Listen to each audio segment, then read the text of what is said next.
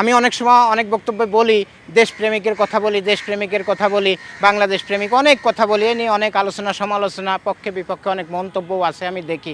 তাই তো আপনারা বলতে পারেন যে দেশপ্রেমিকটা আসলে কিভাবে প্রমাণ করব, দেশপ্রেমিকটা কী রকম, এরকম অনেক কথা বলতে পারেন। কিন্তু আমার বক্তব্য, আমি ছোট্ট একটা উদাহরণ দিই, আসলে একটা শত্রু দেশ দিয়েই উদাহরণ দিতে হচ্ছে, আমার শত্রু দেশের জনগণ দিয়েই উদাহরণ দিতে হচ্ছে দিই। আমি দীর্ঘ 6 বছর একটানা সিলেট, তামাবিল, জাফলং ছিলাম। তারপরে বিভিন্ন সময় বেনাপোল, ভোমরা, স্থলবন্দর, তারপরে ওই হিলি, বিভিন্ন জায়গায় গেছে। আমি বাংলাদেশের 64 জেলা না, শুধু 64 জেলার যত উপজেলা বা থানা আছে সেসব জায়গাও আমি বহুবার গেছি। আমি এই বাংলাদেশের আনাচে কানাচে এমন জায়গা নাই, এমন উপজেলা থানা এলাকা নাই যেটা আমি না চিনি। বহুবার গেছি, বেড়াইতেই গেছি, দেশের সম্পর্কে অনেক জানতে গেছি, দেখতে গেছি, এটাই ঠিক। তা আমি দেখছি যে আসলে আমাদের মানুষগুলো দেশপ্রেমিক না। তার বড় প্রমাণ, দেশের মানুষ ছোটোখাটো রোগ হলেও চিকিৎসা নিতে যায় ইন্ডিয়াতে। তারপরে এদেশের মানুষ ভ্রমণে যায়, এদেশের মানুষ ঈদ আসলে বা বিভিন্ন সময়ে নিজের পায়ে ব্যবহার করবে পায়ের জুতা স্যান্ডেল কিনতে পর্যন্ত কলকাতা নিউ মার্কেটে চলে যায়। এত খারাপ আমরা টাকাগুলো তাদেরকে দিয়ে আসি। তো এইভাবে আমরা আসলে দেশপ্রেমিক না। আর এই মানুষগুলোকে আমি দেশপ্রেমিক হওয়ার কথাই বলি সবসময়। দেশপ্রেমিকের প্রমাণ কীরকম শুনবেন? আমি যে তামাবিল ছিলাম 6 বছর একটানা জাফলংয়ে, তো তামাবিল বর্ডারে প্রচুর ভারতীয় ট্রাক আসে কয়লা এবং পাথর নিয়ে। তো ওই ট্রাক ড্রাইভাররা বা তাদের সাথে যে ব্যবসায়ীরা আসে, বিভিন্ন লোকজন ট্যুরে আসে বর্ডারে তামাবিল ইমিগ্রেশন পার হয়ে, বা ওই ট্রাক নিয়ে দেশে মাল আনলোড করতে আসে।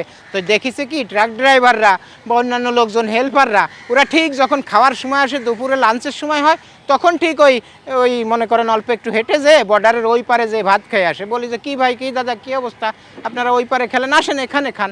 না না না দাদা, ওই আমাদের দেশের ভিতর খাইলে ওই টাকাটা আমার দেশে পাবে, আমার দেশে থাকবে টাকাটা, সেই জন্য আমি ওই পারে খাইয়ে আসি। একটা সিগারেট পান কিনতে হলেও 1 মিনিটের জন্য ওই বর্ডার ক্রস করে ওই পারে যে তার দোকানের দেশে, ওই দেশের দোকান থেকে তারা পান সিগারেট কিনে নিয়ে আসে, কিনে এনে খায়, যাতে ওই টাকাটা ওই দেশে পায়, তাদের দেশেই থাকে। এই দেশে এসে কিন্তু চলতেছে ফিরতেছে, কিন্তু এই দেশে খাবে না, তাদের দেশে যে খাবে। এই দেশে চাকরি করে, মনে করেন বিভিন্ন সময়ে বিভিন্ন ব্যবসায়ীর চাকরি করে, বিভিন্ন C&F এজেন্টে, বিভিন্ন জায়গায় বর্ডারে, বিভিন্ন ইমিগ্রেশনে।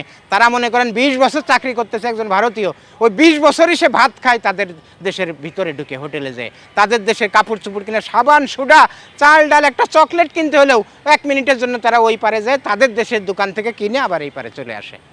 বোঝেন যে দেশপ্রেম কারে কয়? এরা হলো দেশপ্রেমিকা। তারা আমাদের শত্রু দেশ, তারপরে উদাহরণ দিলাম তাদের এই দেশপ্রেম আছে যে এই টাকাটা আমার দেশে থাক। তারপরে চিকিৎসার জন্য তো সারা বিশ্বে কোথাও তারা যায় না, তারা কোনোদিনও বিদেশি মাল ব্যবহার করে না। তাদের দেশের তৈরি মাল ভালো হোক খারাপ হোক, তাদের দেশের তৈরি মাল তারা ব্যবহার করে, গাড়ি টাড়ি, মোটর সাইকেল, যা বলেন। কিন্তু আমরা দেখেন জাপান থেকে আনতেছি, আমেরিকা থেকে আনতেছি, ভারত থেকে আনতেছি, আমরা এই করি। তা তারা এইভাবে দেশপ্রেমের কারণে তারা অনেক দরিদ্র ছিল, আস্তে আস্তে উপরে উঠে গেছে। বোঝেন যে কত বড় দেশপ্রেম। এই বাংলাদেশে আইসে ভ্রমণে, সে লাঞ্চ খাওয়ার সময় সে দৌড়োয় যে তাদের বর্ডারের ওই পারে যে তাদের দেশে যে ভাত খেয়ে আসতেছে, টাকাটা দিয়ে আসতেছে, বলে যে টাকাটা তো আমার দেশে থাকলে একটা সিগারেট কিনবে, তাও দৌড়োয় যে ওই পারে যে সিগারেটটা কিনে আবার তার কাজে এখানে চলে আসতেছে। এই হলো দেশপ্রেম। এইভাবে দেশপ্রেম থাকলে তারা নিজের দেশের তৈরি মাল ছাড়া ব্যবহার করে না। এই ভারত করছে কি, তারা যতদিন কালার টেলিভিশন তৈরি করতে না পেরেছে ততদিন তারা কালার টেলিভিশন দেখে নাই, সারা বিশ্বের থেকে আমদানি করে টেলিভিশন আনে নাই। তারা তাদের ওই সাদা কালো টিভিই দেখতো নিজেদের বানানো। তারপর যখন তারা কালার টেলিভিশন তৈরি করতে পেরেছে, তারপর থেকে তারা কালার টেলিভিশন দেখে। তা এই হলো দেশপ্রেম। আর আমরা কি করি, ওই বাড়ির জমি জমা বিক্রি করে বিদেশ থেকে কিনে নিয়ে আসি সব যন্ত্রপাতি। এই হলো আমাদের দেশপ্রেম। তাই এইটাই বলেছি আমি, যে আসলে দেশপ্রেম হতে হবে, দেশপ্রেমিক হতে হবে, দেশের প্রতি ভালোবাসা থাকতে হবে, আর দেশের প্রতি টান ওই রকম থাকবে। আমি বর্ডারে যদি ওই পারে থাকিও, খাওয়ার সময় আমি এসে এই পারে এসে আবার ভাত খেয়ে যাবো, তাহলেই আমার দেশের মানুষ, আমার দেশের হোটেল মালিক টাকাটা পেলো এবং আমার দেশেই আমার টাকাটা থাকলো।